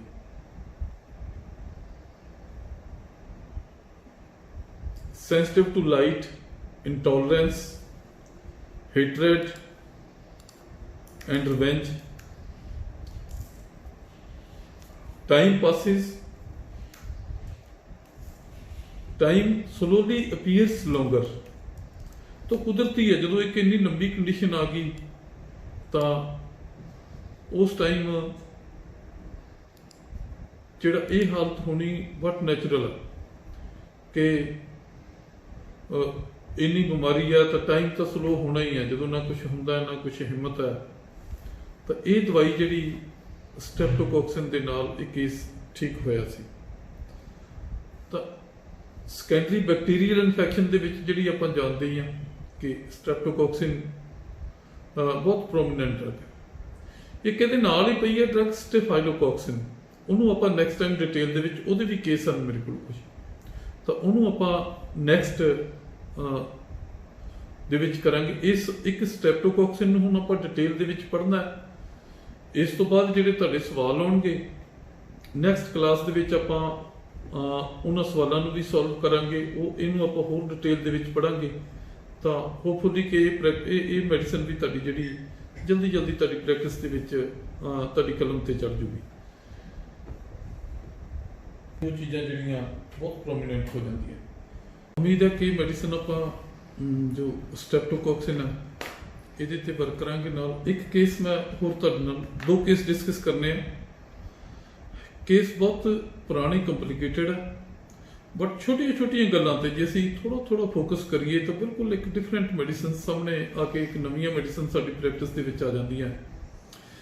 ਇਹ ਕੇਸ ਹੈ ਮੈਡੀਸਨ ਵੈਸੇ ਤਾਂ ਪ੍ਰੈਕਟਿਸ ਦੇ ਵਿੱਚ ਯੂਜ਼ ਆਉਂਦੀ ਹੈ ਪਰ ਇਹ ਹੈ ਕਿ ਬਹੁਤ ਘੱਟ ਯੂਜ਼ ਦੇ ਵਿੱਚ ਆਉਂਦੀ ਹੈ। ਪਰ ਜੇ ਅਸੀਂ ਇਹਨਾਂ ਚੀਜ਼ਾਂ ਤੇ ਇਸ ਕੇਸ ਨੂੰ ਥੋੜਾ ਜਿਹਾ ਧਿਆਨ ਨਾਲ ਸੁਣੀਏ ਤਾਂ ਇੱਕ ਸਿੰਪਲ ਜਿਹੀਆਂ ਗੱਲਾਂ ਜਿਸ ਤਰ੍ਹਾਂ ਡਾਕਟਰ ਸਹਿਗਲ ਸਾਹਿਬ ਨੇ ਸਾਨੂੰ ਸਿਖਾਇਆ ਕਿ ਅਸੀਂ ਜੇ ਮਰੀਜ਼ ਦੀਆਂ ਗੱਲਾਂ ਧਿਆਨ ਦੇ ਨਾਲ ਸੁਣੀ ਜਾਈਏ ਤਾਂ ਉਹਨਾਂ ਗੱਲਾਂ ਨੂੰ ਸਮਝ ਲਈਏ ਤਾਂ ਮੈਡੀਸਨ ਬੜੀ ਸੌਖੀ ਔਰ ਐਗਜ਼ੈਕਟ ਮੈਡੀਸਨ ਆ ਜਾਂਦੀ ਹੈ। ਇੱਕ ਬੁਖਾਰ ਦਾ ਕੇਸ ਹੈ, ਪਿਛਲੇ 3 ਮਹੀਨੇ ਤੋਂ ਚੱਲ ਰਿਹਾ। ਰੁਕ ਕੇ ਬੁਖਾਰ ਆਉਂਦਾ, ਕਦੇ ਠੰਡ ਲੱਗਦੀ ਹੈ, ਕਦੇ ਪਸੀਨਾ ਆਉਂਦਾ ਹੈ, ਕਦੇ ਗਰਮੀ ਲੱਗਦੀ ਹੈ, ਕਦੇ ਬੇਚੈਨੀ ਲੱਗਦੀ ਹੈ, ਕਦੇ ਬਹੁਤ ਕਮਜ਼ੋਰੀ ਹੁੰਦੀ ਹੈ ਔਰ ਬਹੁਤ ਕਮਜ਼ੋਰ ਹੋਈ ਹੈ, ਬਹੁਤ ਅਨੀਮਿਕ ਹੋਈ ਹੈ ਕਿਉਂਕਿ ਬੜੇ ਲੰਬੇ ਟਾਈਮ ਦੇ ਵਿੱਚ ਤੋਂ ਬਹੁਤ ਪਹਿਲਾਂ ਐਂਟੀ ਮਲੇਰੀਅਲ ਡਰੱਗਸ, ਐਂਟੀਬਾਇਓਟਿਕਸ ਬਹੁਤ ਸਟਰੋਂਗ ਲਏ। ਈਵਨ ਟੀਬੀ ਵਗੈਰਾ ਦਾ ਕੋਈ ਬੇਸ਼ੱਕ ਟੈਸਟ ਨਹੀਂ ਸੀ ਬਟ ਉਹ ਵੀ ਇੱਕ ਥੈਰਾਪਿਊਟਿਕ ਡੋਜ਼ਿਸ ਡਾਕਟਰਸ ਨੇ ਦੇ ਕੇ ਦੇਖੀਆਂ ਤਾਂ ਉਹਦੇ 'ਚ ਅਸੀਂ ਕਿ ਅਲਟੀਮੇਟਲੀ ਉਹਦੇ 'ਚ ਕੁਝ ਵੀ ਰਿਜ਼ਲਟਸ ਨਹੀਂ ਮਿਲ ਰਹੇ, ਮਤਲਬ ਕੁਝ ਡਾਇਗਨੋਸਿਸ ਨਹੀਂ, ਕੋਈ ਡਾਇਗਨੋਸ ਨਹੀਂ ਹੋ ਰਿਹਾ ਕੁਝ ਵੀ। ਤਾਂ ਉਹ ਆਏ ਤਾਂ ਉਹਦੀ ਪਹਿਲੀ ਮੈਂ ਉਹਨੂੰ ਪੁੱਛਿਆ ਕਿ ਤੈਨੂੰ ਲੱਗਦਾ ਕੀ ਹੈ, ਤਾਂ ਕਹਿੰਦੀ ਕਿ ਮੇਰੇ 'ਚ ਬੋਲਣ ਦੀ ਹਿੰਮਤ ਹੀ ਨਹੀਂ। ਤਾਂ ਮੇਰਾ ਦੂਸਰਾ ਜੋ ਸਵਾਲ ਕੀਤਾ ਕਿ ਮੈਂ ਕਿਹਾ ਤੈਨੂੰ ਇਹਦੇ ਨਾਲ ਫਰਕ ਕੀ ਪੈਂਦਾ? ਉਹ ਕਹਿੰਦੀ ਮੈਨੂੰ ਫਰਕ ਕੀ ਹੋਣਾ, ਕਹਿੰਦੀ ਸਾਰੇ ਦੁਖੀ ਹੋਈ ਜਾਂਦੇ ਮੇਰੇ ਕਰਕੇ, ਨਾਲੇ ਇੰਨਾ ਖਰਚਾ ਹੋਈ ਜਾਂਦਾ। ਤਾਂ ਮੈਂ ਉਹਨੂੰ ਵੈਸੇ ਹੀ ਮਜ਼ਾਕ ਨਾਲ ਕਿਹਾ ਕਿ ਖਰਚੇ ਦਾ ਤੈਨੂੰ ਕੀ ਹੈ, ਉਹ ਤਾਂ ਤੇਰੇ ਪਿਓ ਦਾ ਹੋਣਾ। ਉਹ ਕਹਿੰਦੀ ਕਿ ਲੱਗੀ ਤਾਂ ਸਾਡਾ ਹੀ ਜਾਂਦਾ ਨਾ, ਮਤਲਬ ਉਹ ਪੈਸਾ ਤਾਂ ਖਰਚ ਤਾਂ ਹੋਈ ਜਾਂਦਾ ਨਾ, ਮੈਂ ਤੈਨੂੰ ਇਹਦੇ ਨਾਲ ਤਕਲੀਫ ਕੀ ਆਉਂਦੀ ਹੈ? ਉਹ ਕਹਿੰਦੀ ਮੈਨੂੰ ਇਹਦੇ ਨਾਲ ਜੀ ਬਹੁਤ ਕੱਚਾ ਹੁੰਦਾ ਹੈ, ਹਰ ਵੇਲੇ ਉਲਟੀ ਆਉਣ ਨੂੰ ਮਨ ਕਰਦਾ। ਮੈਨੂੰ ਇਸ ਤਰ੍ਹਾਂ ਲੱਗਦਾ ਵੀ ਬਿਲਕੁਲ ਮੇਰੇ ਸਿਰ ਦੇ ਵਿੱਚ ਜਿਸ ਤਰ੍ਹਾਂ ਚੱਕੀ ਚੱਲੀ ਜਾਂਦੀ, ਇਸ ਤਰ੍ਹਾਂ ਦੀਆਂ ਆਵਾਜ਼ਾਂ ਹਰ ਵੇਲੇ ਕੰਨਾਂ ਦੇ ਵਿੱਚੋਂ, ਹਰ ਵੇਲੇ ਸਿਰ ਘੁੰਮੀ ਜਾਂਦਾ ਹੈ, ਕੰਨਾਂ 'ਚ ਜ਼ੋਰ ਜ਼ੋਰ ਦੀ ਆਵਾਜ਼ਾਂ ਆਈ ਜਾਂਦੀਆਂ, ਮੈਥੋਂ ਕੁਛ ਨਹੀਂ ਹੁੰਦਾ। ਪਾਣੀ ਤਾਂ ਉੱਠ ਕੇ ਪੀ ਨਹੀਂ ਸਕਦੀ, ਮਨ 'ਚ ਹਰ ਵੇਲੇ ਡਰ ਆਈ ਜਾਂਦਾ ਹੈ, ਸੁਰਤੀ ਇੱਧਰ ਉੱਧਰ ਭੱਜੀ ਫਿਰਦੀ ਹੈ, ਕਦੇ ਉੱਧਰ ਭੱਜਦੀ ਹੈ, ਚਿੰਤਾ ਆਈ ਜਾਂਦਾ, ਹਰ ਵੇਲੇ ਡਰ ਲੱਗਦਾ, ਹਰ ਵੇਲੇ ਮਨ ਭੱਜਿਆ ਫਿਰਦਾ, ਕਦੇ ਮੈਨੂੰ ਕੁਝ ਹੋ ਨਾ ਜਾਵੇ। ਤਾਂ ਮੈਨੂੰ ਕਿਹਾ ਕਿ ਜਦ ਬੁਖਾਰ ਹੋ ਜਾਂਦਾ ਉਦੋਂ ਕੀ ਲੱਗਦਾ, ਕੁਛ ਵੀ ਕਹਿੰਦੀ, ਨਾ ਸੋਚਣ ਨੂੰ, ਨਾ ਬੋਲਣ ਨੂੰ, ਨਾ ਲੱਗਦਾ ਮੇਰੇ ਕੋਲੇ ਕੋਈ ਹੋਵੇ। ਬਸ ਇੱਕ ਵੀ ਸ਼ਾਮ ਨੂੰ ਥੋੜਾ ਜਿਹਾ ਮਨ ਠੀਕ ਰਹਿੰਦਾ ਮੇਰਾ, ਜਦੋਂ ਸ਼ਾਮ ਨੂੰ ਥੋੜਾ ਮਨ ਠੀਕ ਹੋ ਜਾਂਦਾ ਤਾਂ ਫਿਰ ਮੈਨੂੰ ਲੱਗਦਾ ਕਿ ਮੈਂ ਕੁਝ ਕਰਨਾ, ਨਾਲ ਮੰਮੀ ਦੀ ਮਦਦ ਕਰਦੇ ਆ। ਉਹਦੀ ਮਦਰ ਨੇ ਦੱਸਿਆ ਕਿ ਇਹਦਾ ਪਤਾ ਨਹੀਂ ਕਦੋਂ ਕਹਿਣ ਲੱਗ ਜਾਂਦੀ ਕਿ ਮੇਰਾ ਦਿਲ ਡੁੱਬ ਗਿਆ, ਮੇਰਾ ਦਿਲ ਡੁੱਬ ਗਿਆ। ਤਾਂ ਮੈਂ ਗਈ, ਬਸ ਮੈਂ ਗਈ, ਬਸ ਆਹ ਬੁਖਾਰ ਦੇ ਵਿੱਚ ਜਦੋਂ ਕਿਤੇ ਪੀਕ ਤੇ ਜਦੋਂ ਜ਼ਿਆਦਾ ਤਕਲੀਫ ਹੁੰਦੀ ਹੈ ਫਿਰ ਥੋੜਾ ਮੋਟਾ ਗਲੂਕੋਜ਼ ਵਗੈਰਾ ਦਿੰਦੇ ਆ ਘੋਲ ਕੇ, ਤਾਂ ਫਿਰ ਠੀਕ ਹੋ ਜਾਂਦੀ ਹੈ। ਬਸ ਇਹੀ ਕੇਸ ਸੀ। ਜਦ ਉਹਨੂੰ ਥੋੜਾ ਜਿਹਾ 2-3 ਚੀਜ਼ਾਂ ਨੂੰ ਸਮਝਿਆ ਧਿਆਨ ਦੇ ਨਾਲ ਕਿ ਉਹਦਾ ਫੋਕਸ ਕਿੱਥੇ ਹੈ, ਉਹਨੂੰ ਬਾਰ-ਬਾਰ ਪ੍ਰੇਰਿਆ ਉਸ ਚੀਜ਼ ਨੂੰ, ਡੀਪਲੀ ਬਾਰ-ਬਾਰ ਪੁੱਛਣ ਤੇ ਫਿਰ ਉੱਥੇ ਹੀ ਫਸਦਾ ਉਹਦਾ ਕਿ ਮੇਰੇ ਕਰਕੇ ਸਾਰੇ ਤੰਗ ਹੋਈ ਜਾਂਦੇ ਆ, ਨਾਲ ਇੰਨਾ ਖਰਚਾ ਕਰੀ ਜਾਂਦੇ ਆ, ਜਿੱਥੇ ਜਾਂਦੇ ਆ ਡਾਕਟਰ ਇੰਨੇ ਟੈਸਟ ਲਿਖ ਦਿੰਦੇ ਆ, ਸਾਰਾ ਕੁਝ ਟੈਸਟ ਹੋ ਗਿਆ, MRIs ਹੋ ਗਈਆਂ, ਮੌਂਟਕਸ ਟੈਸਟ ਹੋ ਗਏ ਸਾਰੇ, ਪਰ ਕੁਝ ਵੀ ਤਾਂ ਡਾਇਗਨੋਸ ਨਹੀਂ ਹੋ ਰਿਹਾ। ਤਾਂ ਡਰ ਕਿਸ ਚੀਜ਼ ਤੋਂ, ਬਸ ਇੱਕ ਕੁਝ ਹੋ ਨਾ ਜਾਵੇ, ਮਰ ਨਾ ਜਾਵਾਂ, ਤੇ ਇੱਕ ਹਨੇਰੇ ਤੋਂ ਡਰ ਲੱਗਦਾ। ਹਨੇਰੇ 'ਚ ਕੀ ਡਰ ਲੱਗਦਾ, ਉਹ ਕੋਈ ਸਪੈਸੀਫਿਕ ਡਰ ਨਹੀਂ, ਬਸ ਹਨੇਰਾ, ਮੈਨੂੰ ਹਨੇਰੇ 'ਚ ਡਰ ਲੱਗਦਾ, ਬਸ ਬਾਰ-ਬਾਰ ਪੁੱਛਣ ਤੇ। ਇਹੀ ਕੇਸ ਸੀ। ਜਦ ਥੋੜੀ ਜਿਹੀ ਥੋਟ ਦਿੱਤੀ ਤਾਂ 2-3 ਚੀਜ਼ਾਂ ਬਾਰ-ਬਾਰ ਪੁੱਛਣ ਤੇ ਜੋ ਸਾਹਮਣੇ ਆਈਆਂ, ਜੋ ਬਹੁਤ ਪ੍ਰੋਮੀਨੈਂਟ ਸਨ, ਕਿ ਮੇਰੇ ਕਰਕੇ ਸਾਰੇ ਦੁਖੀ ਹੋਈ ਜਾਂਦੇ ਆ, ਮੇਰੇ ਸਿਰ ਦੇ ਵਿੱਚ ਇਸ ਤਰ੍ਹਾਂ ਘੁੰਮੀ ਜਾਂਦਾ ਜਿਵੇਂ ਚੱਕੀ ਚੱਲੀ ਜਾਂਦੀ ਹੈ, ਇੱਕ ਮੇਰਾ ਦਿਲ ਡੁੱਬ ਜਾਂਦਾ, ਬਾਰ-ਬਾਰ ਮੇਰਾ ਦਿਲ ਡੁੱਬਦਾ, ਤੇ ਦੂਸਰੇ ਸਾਰੇ ਤੰਗ ਹੋਈ ਜਾਂਦੇ, ਖਰਚਾ ਹੋਈ ਜਾਂਦਾ, ਤੰਗ ਹੋਈ ਜਾਂਦੇ। ਬਸ ਆਹੀ ਕੇਸ ਸੀ। ਜਦ ਇਹਨਾਂ ਨੂੰ ਸਾਰਿਆਂ ਨੂੰ ਮਿਲਾ ਕੇ ਰੂਬਰਿਕਸ ਫਿੱਟ ਕੀਤੇ ਤਾਂ ਬੜੀ ਵਧੀਆ ਮੈਡੀਸਨ ਆਈ। Anxiety money matters about, anxiety others for, delusion sinking she is, sinking to be, and delusion head whirling in head। ਉਹਨੂੰ ਇੱਕ ਕਨਸਟੈਂਟ ਉਹ ਬਾਰ-ਬਾਰ ਵਰਡ ਯੂਜ਼ ਕਰ ਰਹੀ ਹੈ ਕਿ ਇਸ ਤਰ੍ਹਾਂ ਲੱਗਦਾ ਜਿਵੇਂ ਇੱਕ ਚੱਕੀ ਚੱਲੀ ਜਾਂਦੀ ਹੈ ਅੰਦਰ ਦਿਮਾਗ ਦੇ ਵਿੱਚ ਨਾ।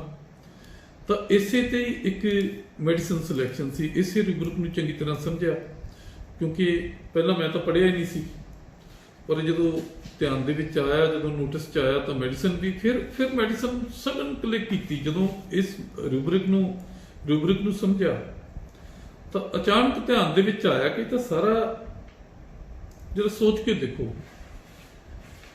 ਕਿ ਜੇ ਖਾਲੀ ਪੇਟ ਕੁਨੀਨ ਦੀ ਗੋਲੀ ਖਾਧੀ ਹੋਵੇ ਤਾਂ ਫੀਲਿੰਗ ਕਿਸ ਤਰ੍ਹਾਂ ਦੀ ਆਊਗੀ। ਤੇ ਸਾਰੀ ਟੋਟਲ ਸਾਈਡ ਇਫੈਕਟਸ ਜਿਹੜੇ, ਜਦੋਂ ਕੁਨੀਨ ਦੇ ਸਾਈਡ ਇਫੈਕਟਸ ਆਉਂਦੇ ਆ ਤਾਂ ਆਹੀ ਸਾਈਡ ਇਫੈਕਟਸ ਆਉਂਦੇ ਆ ਕਿ ਦਿਲ ਘਟਦਾ, ਬਹੁਤ ਦਿਲ ਘਟਦਾ ਹੈ, ਕਨਸਟੈਂਟ ਨੋਜ਼ੀਆ ਹੁੰਦਾ ਹੈ, ਕਨਸਟੈਂਟ ਕੰਨਾਂ ਦੇ ਵਿੱਚ ਆਵਾਜ਼ਾਂ, ਇਸ ਤਰ੍ਹਾਂ ਲੱਗਦਾ ਜਿਵੇਂ ਸਿਰ ਘੁੰਮਣ ਲੱਗ ਗਿਆ। ਬਾਰ-ਬਾਰ ਮਰੀਜ਼ ਦੱਸਦੇ ਆ ਬਲੀ ਸਿਰ ਘੁੰਮਣਾ, ਇਟ ਡਜ਼ਨਟ ਮੀਨ ਕਿ ਆਪਾਂ ਇਹੀ ਰੂਬਰਿਕ ਫਿੱਟ ਕਰ ਲਾਂਗੇ ਕਿ ਮੇਰਾ ਸਿਰ ਘੁੰਮਦਾ ਹੈ ਤਾਂ ਬਸ ਆਪਾਂ ਵਰਲਿਨ ਹੈਡ, ਉਹ ਬਾਰ-ਬਾਰ ਵਰਡ ਯੂਜ਼ ਕਰ ਰਹੀ ਹੈ ਕਿ ਇਸ ਤਰ੍ਹਾਂ ਲੱਗਦਾ ਜਿਵੇਂ ਇੱਕ ਚੱਕੀ ਘੁੰਮੀ ਜਾਂਦੀ ਹੈ ਅੰਦਰ ਦਿਮਾਗ ਦੇ ਵਿੱਚ। ਤੋ ਇਸ ਕੇਸ ਦੇ ਵਿੱਚ ਮੈਡੀਸਨ ਦਿੱਤੀ ਸੀ ਚਾਈਨਨ ਸਲਫ। ਜੇ ਚਾਈਨਨ ਸਲਫ ਦਾ ਆਪਾਂ ਕਰੈਕਟਰ ਦੇਖੀਏ ਤਾਂ ਉਹੀ ਇੱਕ ਸਿੰਕੋਨਾ ਬਾਰਕ, ਚਾਈਨਨ ਸਲਫੇਟ ਜੋ ਮੈਡੀਸਨ ਆ, ਤਾਂ ਉਹਦੇ ਵਿੱਚ ਇਸ ਤਰ੍ਹਾਂ ਦੇ ਇੰਟਰਮੀਡੀਏਟ ਫੀਵਰ ਵੀ ਆਉਂਦੇ ਆ, ਟਾਈਫਾਇਡ ਫੀਵਰ ਵੀ ਆਉਂਦੇ ਆ, ਐਨੋਰੈਕਸੀਆ, ਨੋਸੀਆ, ਵੋਮਿਟਿੰਗ, ਇਹ ਸਾਰਾ ਕਾਮਨਲੀ ਜਿਹੜਾ ਇਸ ਮੈਡੀਸਨ ਦੇ ਵਿੱਚ ਆਉਂਦਾ। ਤੇ ਇਸ ਮੈਡੀਸਨ ਦੇ ਜੇ ਆਪਾਂ ਹੋਰ ਰੂਬਰਿਕਸ ਦੇਖੀਏ ਤਾਂ ਐਕਟੀਵਿਟੀ ਡਿਜ਼ਾਇਰ ਈਵਨਿੰਗ, ਜਿਸ ਤਰ੍ਹਾਂ ਉਹ ਕਹਿ ਰਹੀ ਹੈ ਕਿ ਸ਼ਾਮ ਨੂੰ ਬਸ ਥੋੜਾ ਜਿਹਾ। ਤੇ ਜਦੋਂ ਮੈਡੀਸਨ ਨੂੰ ਡਿਟੇਲ ਦੇ ਵਿੱਚ ਪੜ੍ਹਿਆ ਤਾਂ ਇਹਦੇ ਟੋਟਲ ਕੰਡੀਸ਼ਨ ਜਿਹੜੀ ਈਵਨਿੰਗ ਟਾਈਮ ਦੇ ਵਿੱਚ ਬਹੁਤ ਅਮੈਲਿਓਰੇਟ ਕਰਦੀ ਹੈ। ਸਾਰੀਆਂ ਚੀਜ਼ਾਂ ਨੂੰ ਈਵਨਿੰਗ ਟਾਈਮ ਬਹੁਤ ਅਮੈਲਿਓਰੇਟ ਕਰਦੀਆਂ। Anorexia nervosa, anxiety future about, delusion, crime has committed. ਅਕਸਰ ਮਰੀਜ਼ ਸਾਨੂੰ ਆ ਕੇ ਕਹਿ ਦਿੰਦੇ ਆ ਕਿ ਡਾਕਟਰ ਸਾਹਿਬ ਐਂ ਲੱਗਦਾ ਵੀ ਇਹ ਤਾਂ ਕੋਈ ਮਾੜੇ ਕੰਮ ਹੋਏ ਆ, ਕੋਈ ਨਾ ਕੋਈ ਸਾਡੇ ਤੋਂ ਕਿਸੇ ਦਾ ਮਾੜਾ ਹੋਇਆ ਜਿਹੜਾ ਇਹ ਸਾਨੂੰ ਇਹ ਤਕਲੀਫ ਆਈ ਜਾਂਦੀ ਹੈ। ਤਾਂ delusion, crime has committed, fear, misfortune of indifference, fever during, indifference, typhoid during, irritability, headache during,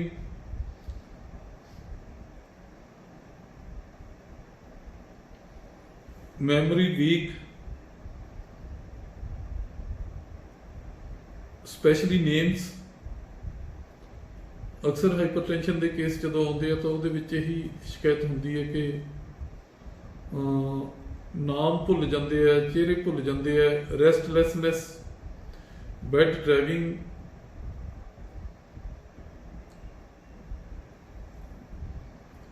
thoughts wandering, will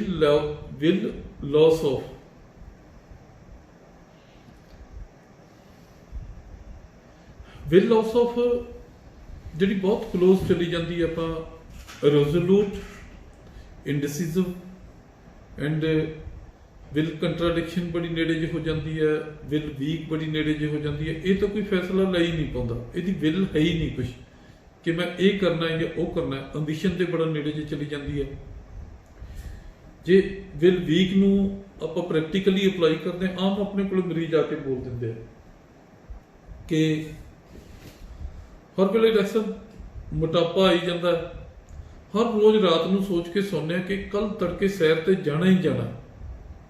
ਤਾਂ ਜਦ ਸਵੇਰ ਹੁੰਦੀ ਹੈ ਤਾਂ ਸਵੇਰ ਉੱਠ ਕੇ ਫਿਰ ਲੱਗਦਾ ਵੀ ਚੱਲ ਯਾਰ ਅੱਜ ਨਹੀਂ, ਕੱਲ ਜਾਵਾਂਗੇ। ਇਹ ਦਿਲ ਵੀਕ ਹੈ। ਮੋਟਾਪਾ ਆਈ ਜਾਂਦਾ ਪਰ ਉਹਨੂੰ ਸਾਰੇ ਜਦੋਂ ਕਹਿੰਦੇ ਆ ਉਦੋਂ ਮਹਿਸੂਸ ਤਾਂ ਹੁੰਦਾ, ਪਰ ਉਹਨੂੰ ਕਰਨ ਵਾਸਤੇ ਕੁਝ ਵੀ ਨਹੀਂ, ਕੋਸ਼ਿਸ਼ ਕੋਈ ਵੀ ਨਹੀਂ।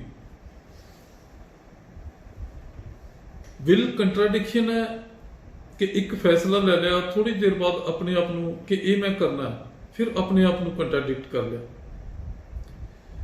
ਇੱਕ ਟੂ ਵਿਲਸ ਵਾਲਾ ਰੂਬਰਿਕ ਹੈ, ਤਾਂ ਉਹਦੇ ਵਿੱਚ ਉਹ ਡਿਸੀਜ਼ਨ ਇੱਕ ਕਨਫਿਊਜ਼ਡ ਸਟੇਟ ਹੈ ਕਿ ਮੈਂ ਇਹ ਕਰ ਲਾਂ ਜਾਂ ਨਾ ਕਰ ਲਾਂ। ਇੱਕ ਫੈਸਲਾ ਲੈ ਲਿਆ, ਫਿਰ ਉਹਦੇ ਵਿੱਚ ਫਸ ਜਾਣਾ ਕਿ ਮੈਂ ਕਰ ਲਾਂ ਜਾਂ ਨਾ ਕਰ ਲਾਂ।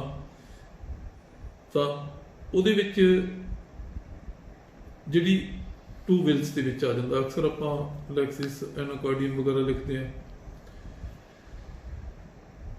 ਜੇ ਆਪਾਂ ਚਾਈਨਾ ਸੈਲਫ ਨੂੰ ਸਮਝੀਏ ਤਾਂ ਬਿਲਕੁਲ ਉਹੀ ਬਾਰ-ਬਾਰ ਉਹੀ ਪਿਕਚਰ ਆਏਗੀ ਕਿ ਜਿਸ ਤਰ੍ਹਾਂ ਕੁਨੀਨ ਸਲਫੇਟ ਦੇ ਸਾਈਡ ਇਫੈਕਟਸ ਹੁੰਦੇ ਆ। ਜੇ ਕਦੇ ਬਹੁਤਾ ਵਧੀਆ ਇਸ ਨੂੰ ਕਲੀਅਰ ਕਰਨਾ ਹੋਵੇ, ਮੈਂ ਤਾਂ ਤੁਹਾਨੂੰ ਰਹਿ ਦੇਵਾਂਗਾ ਵੀ ਅੱਜ ਕੱਲ੍ਹ ਚੱਲ ਵੀ ਰਿਹਾ ਕੁਨੀਨ ਸਲਫੇਟ ਦਾ ਜ਼ਮਾਨਾ ਵੀ ਚੱਲ ਰਿਹਾ ਵੀ 2-3 ਗੋਲੀਆਂ ਖਾ ਕੇ ਕੁਨੀਨ ਸਲਫੇਟ ਦੀਆਂ ਜੋ ਫੀਲਿੰਗ ਆਵੇ ਬਸ ਉਹਨੂੰ ਨੋਟ ਡਾਊਨ ਕਰ ਲਓ। ਜਦੋਂ ਮਰੀਜ਼ ਫਿਰ ਬਿਮਾਰੀ ਨਾਲ ਮਤਲਬ ਨਹੀਂ ਕਿ ਉਹ ਮਲੇਰੀਏ ਦਾ ਜਾਂ ਕਾਸ ਦਾ ਕੇਸ ਹੈ, ਫਿਰ ਆਪਾਂ ਉਹਨੂੰ ਬੇਫਿਕਰ ਹੋ ਕੇ ਚਾਈਨਾ ਸੈਲਫ ਲਿਖ ਸਕਦੇ ਹਾਂ। ਚਾਈਨਾ ਸੈਲਫ ਦਾ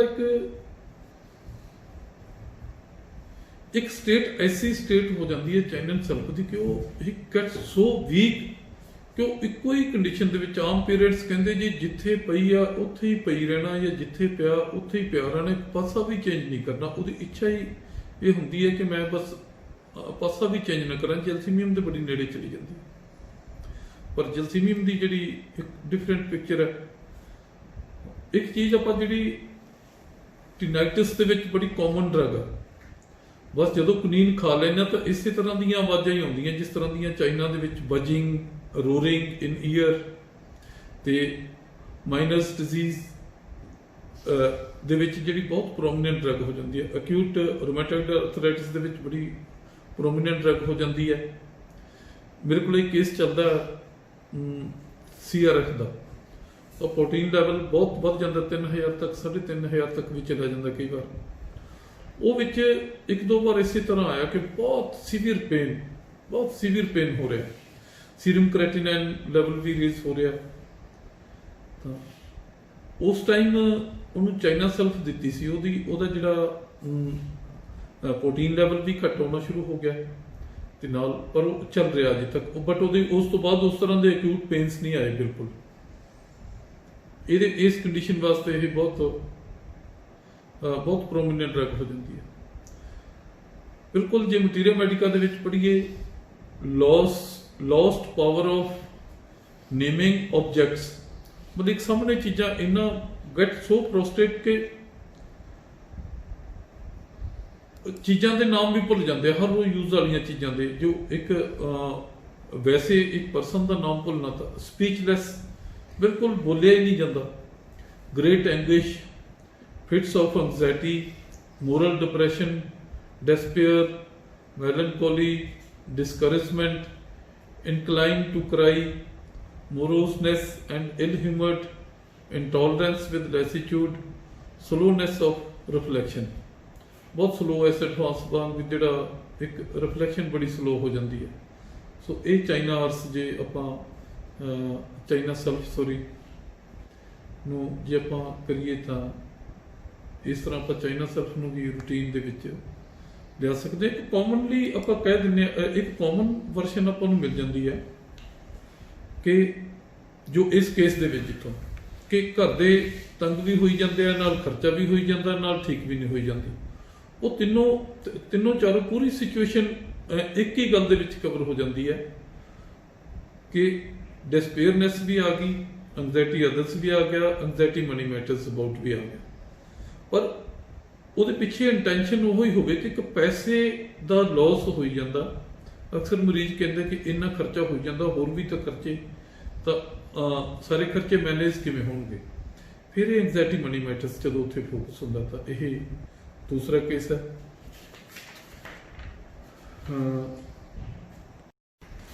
ਇੱਕ ਛੋਟਾ ਜਿਹਾ ਹੋਰ ਕੇਸ ਆਪਾਂ ਡਿਸਕਸ ਕਰਕੇ ਅੱਜ ਦੀ ਇਸ ਗੱਲਬਾਤ ਨੂੰ ਖਤਮ ਕਰਾਂਗੇ। ਇਹ ਵੀ ਮੈਂ ਕੁਝ ਦਵਾਈਆਂ ਕੇਸ ਇਸੇ ਤਰ੍ਹਾਂ ਦੀ ਚੱਕੇ ਅੱਜ ਕਿ ਜਿਹੜੇ ਆਪਾਂ ਸਾਰੇ ਬਹੁਤ ਐਕਸਪੀਰੀਅੰਸਡ ਪ੍ਰੈਕਟੀਸ਼ਨਰ ਆ, ਤਾਂ ਆਪਣੀ ਪ੍ਰੈਕਟਿਸ ਦੇ ਵਿੱਚ ਹੋਰ ਦਵਾਈਆਂ ਜਿਹੜੀਆਂ ਆਪਾਂ ਫ੍ਰੀਕੁਐਂਟਲੀ ਯੂਜ਼ ਕਰ ਸਕੀਏ, ਕਿਉਂਕਿ ਬਹੁਤ ਪੁਰਾਣੀਆਂ ਜੋ ਆਪਣਾ ਸ਼ੁਰੂ ਤੋਂ ਦਵਾਈਆਂ ਪੜ੍ਹਦੇ ਆ ਤਾਂ ਉਹ ਤਾਂ ਆਪਾਂ ਪ੍ਰੈਕਟਿਸ ਦੇ ਵਿੱਚ ਯੂਜ਼ ਕਰਦੇ ਹੀ ਕਰਦੇ ਆ।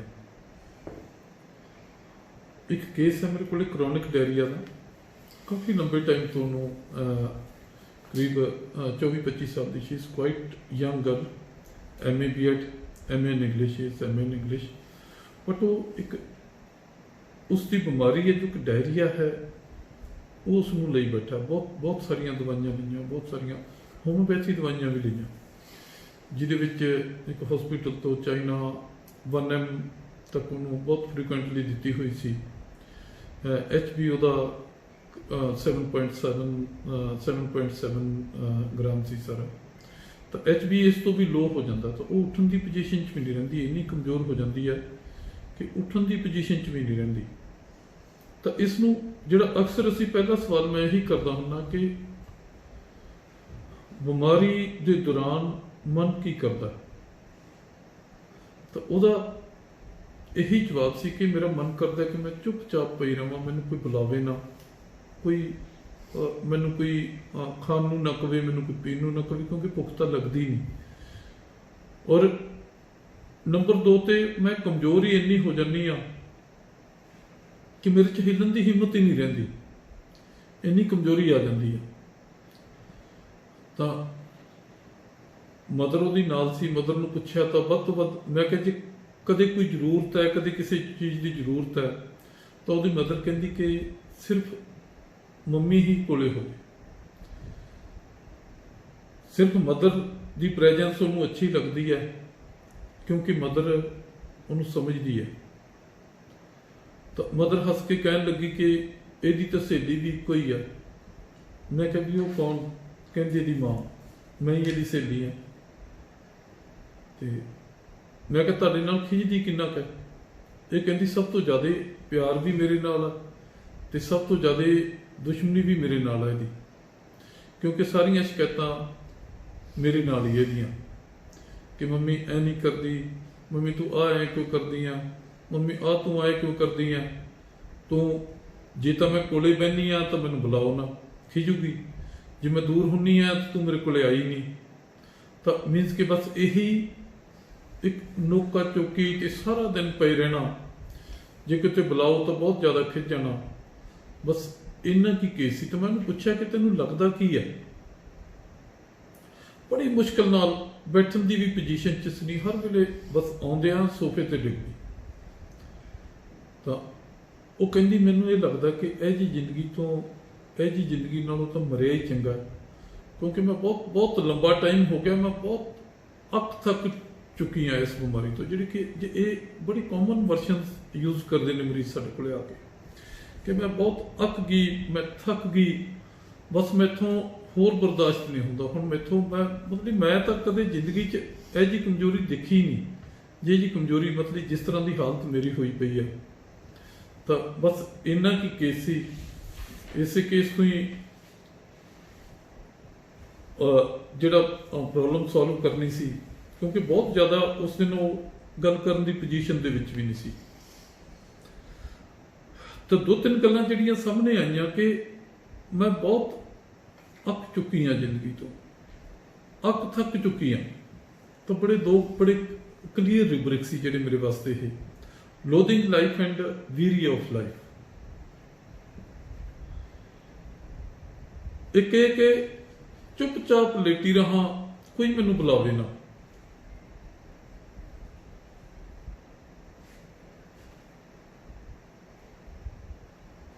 ਨੰਬਰ 3 ਤੇ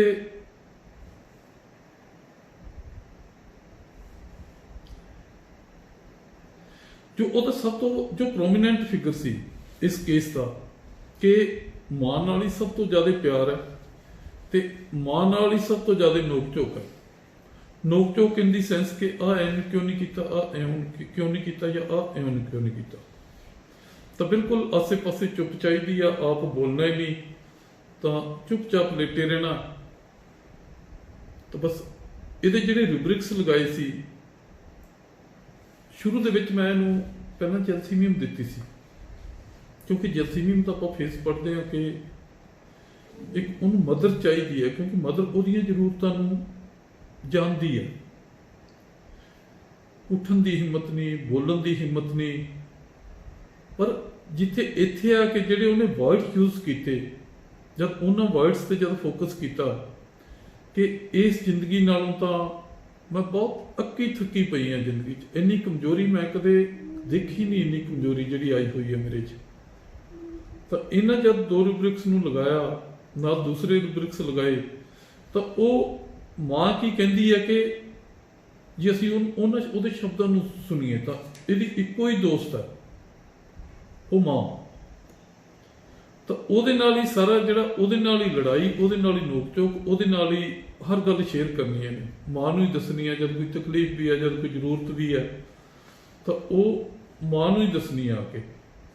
ਤਾਂ ਜਿਹੜੀ ਰੂਬਰਿਕਸ ਇਹਦੇ ਵਿੱਚ ਯੂਜ਼ ਕੀਤੇ ਸਨ, ਮੀਨਸ ਕਿ ਮੇਨ ਤਾਂ ਇੱਕੋ ਹੀ ਰੂਬਰਿਕ ਤੇ ਸੀ, ਇੱਕੋ ਹੀ ਰੂਬਰਿਕ। ਇੱਕ ਤਾਂ ਪ੍ਰੋਸਟੇਸ਼ਨ ਤਾਂ ਜਿਹੜੀ ਇੱਕ ਕਮਜ਼ੋਰੀ, ਵੀਕਨੈਸ ਤਾਂ ਆ ਹੀ ਰਹੀ ਹੈ, ਉਹ ਕ੍ਰੋਨਿਕ ਡਾਇਰੀਆ ਦੇ ਵਿੱਚ ਇਟਸ ਬਹੁਤ ਨੈਚੁਰਲ ਕਿ ਇਹ ਕੰਡੀਸ਼ਨ ਆਉਣੀ ਹੈ। ਉਹ ਲਾਈਫ ਤੋਂ ਅੱਕ ਚੁੱਕੀ ਹੈ। MA BEd ਹੈ, ਆਮ MA BEd ਕੀ ਕਰੂਗਾ? ਜਿਹੜੀਆਂ ਉਹਦੀਆਂ ਕਾਮਨ ਚੀਜ਼ਾਂ ਕਿ ਮੈਂ ਇੰਨਾ ਪੜ੍ਹ ਲਿਆ, ਮੈਨੂੰ ਕੋਈ ਜੋਬ ਨਹੀਂ ਮਿਲੀ, ਮੈਨੂੰ ਫਿਊਚਰ ਦਾ ਫਿਕਰ ਹੈ, ਮੈਨੂੰ ਆਪਦੀ ਇੰਪਲੋਇਮੈਂਟ ਦਾ ਫਿਕਰ ਹੈ। ਲੇਕਿਨ ਇਹ ਕੀ ਕਹਿੰਦੀ ਹੈ ਕਿ she is quite young, 24-25 years old, ਉਹ ਆਪਣੀ ਜ਼ਿੰਦਗੀ ਤੋਂ ਅੱਕ ਥੱਕ ਚੁੱਕੀ ਹੈ। ਤਾਂ 2 ਰੂਬਰਿਕਸ ਜਿਹੜੇ loathing life and weary of life and a censorious friends with the rest, ਜਿਹੜੀ ਉਹਦੀ ਸਭ ਤੋਂ ਵਧੀਆ ਦੋਸਤ ਹੈ, ਉਹਦੇ ਨਾਲ ਹੀ ਉਹ ਸੈਂਸੋਰੀਅਸ ਹੈ। ਉਹਨੇ ਕ੍ਰਿਟੀਸਾਈਜ਼ ਕਰਨਾ ਹੈ, ਉਹਨੇ ਹੀ ਉਹਦੇ ਵਿੱਚ ਗਲਤੀਆਂ ਕੱਢੀਆਂ, ਉਹਨੂੰ ਹੀ ਜਿਹੜਾ ਕ੍ਰਿਟੀਸਾਈਜ਼ ਕਰਨਾ ਹੈ। ਤਾਂ ਇਸ ਰੂਬਰਿਕ ਨੂੰ ਜਦ ਲਗਾਇਆ ਤਾਂ ਮੈਡੀਸਨ ਆਈ ਚਾਈਨਾ ਆਰਸ। ਉਹਦੇ ਬਿਲਕੁਲ, ਕਿਉਂਕਿ ਚਾਈਨਾ ਦਾ ਆਪਾਂ ਕਾਮਨ ਕਰੈਕਟਰ ਪੜ੍ਹਦੇ ਹਾਂ ਕਿ ਚਾਈਨਾ ਦੇ ਵਿੱਚ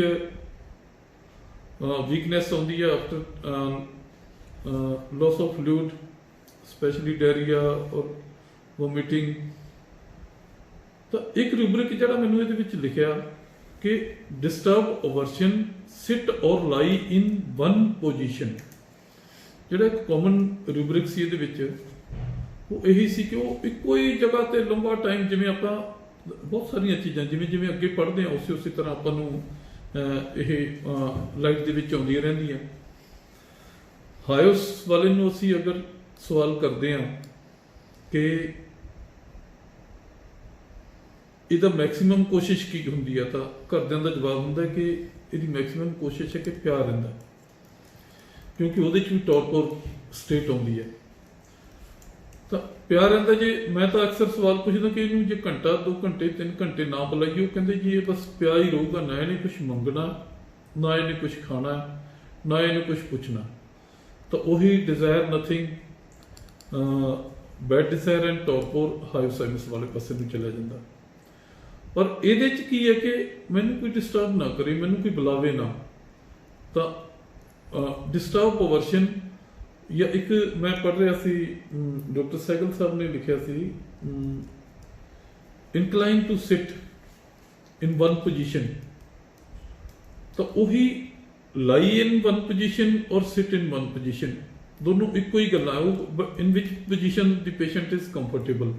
In this case there was lot of fluid।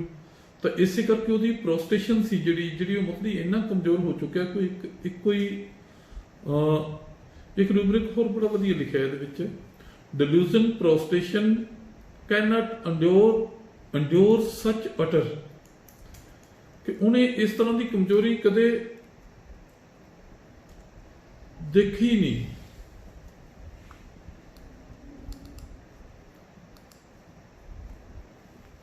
China ars was given to that patient. ਉਹ ਬੜਾ ਵਧੀਆ ਠੀਕ ਹੋਇਆ। ਜਿਹਨੂੰ ਮੈਂ ਕੈਂਟ ਦੇ ਵਿੱਚ ਦੇਖ ਰਿਹਾ ਸੀ ਚਾਈਨਾ ਅਰਸ ਵਾਸਤੇ। ਵੈਸੇ ਮੈਂ ਇੱਕ ਚੀਜ਼ ਤੁਹਾਨੂੰ ਪਹਿਲਾਂ ਵੀ ਕਈ ਵਾਰ ਕਹੀ ਹੈ ਕਿ ਜਿਹੜੀ ਮੈਡੀਸਨ ਮੈਨੂੰ ਡਾਕਟਰ ਕੈਂਟ ਮਟੀਰੀਅਲ ਮੈਡੀਕਾ ਦੇ ਵਿੱਚ ਮਿਲ ਜਾਂਦੀ ਹੈ, ਤਾਂ ਮੈਂ ਮੈਕਸੀਮਮ ਉਹਦੇ ਤੋਂ ਹੀ ਸਮਝਣ ਦੀ ਕੋਸ਼ਿਸ਼ ਕਰਦਾ ਉਹਨੂੰ ਕਿ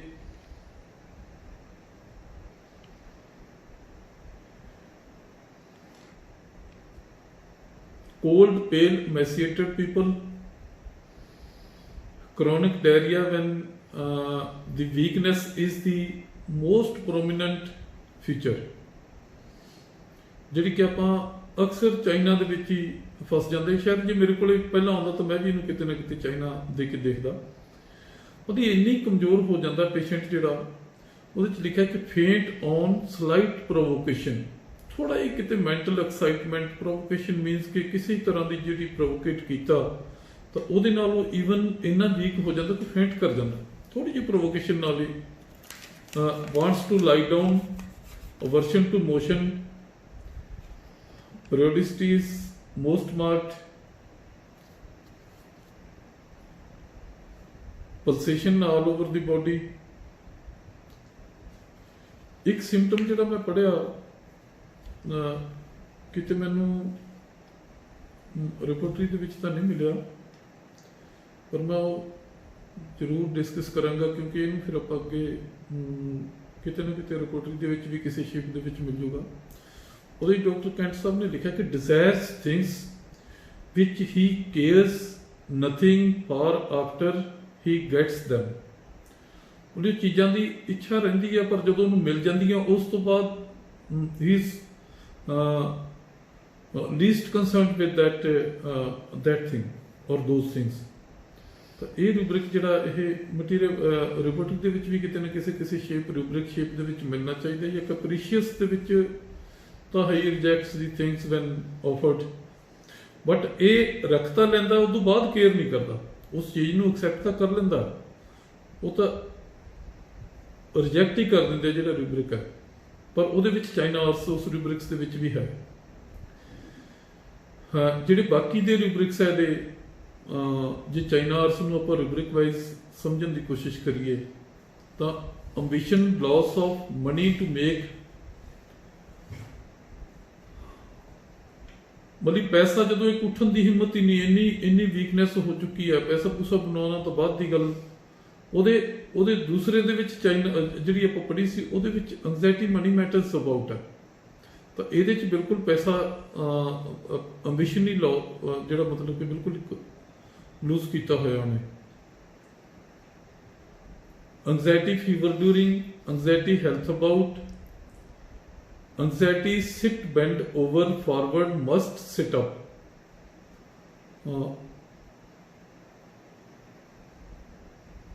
ਮਤਲਬ ਉਹ ਬੈਂਡ ਹੋ ਕੇ ਝੁੱਕ ਕੇ ਹੀ ਬਹਿੰਦਾ ਹਮੇਸ਼ਾ। ਕੰਫਰਟੇਬਲ ਪੋਜੀਸ਼ਨ ਆ ਉਹੀ ਸਿਟ ਇਨ ਵਨ ਪੋਜੀਸ਼ਨ ਵਾਲੀ ਗੱਲ ਹੀ ਆ ਜਾਂਦੀ ਹੈ। Delusion, ਪ੍ਰੋਸਟੇਸ਼ਨ, Kant endure such, disturb aversion to, despair, pain with, fear cancer, fear driving him from place to place, dyspnea during, and fear narrow places, impatient heat during, indifference to pleasure, restlessness, bad driving out of, sit still, silent, wildness, answer aversion to, and anxiety, chest in। ਬਸ ਇਹੀ ਜਿਹੜੇ main ਇਹਦੇ feature ਹੈ।